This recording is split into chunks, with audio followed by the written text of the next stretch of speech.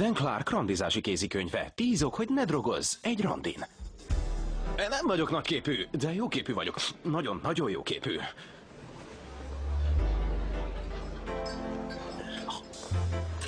Anyám halála után én intéztem a temetését is. Igen, szuper. Tanultam iskolában, mindenki járt iskolába, de én tanultam is matekot, meg mindent. A matek nem nagyon ment. Tetszik a hajad, hová jársz fodrászhoz?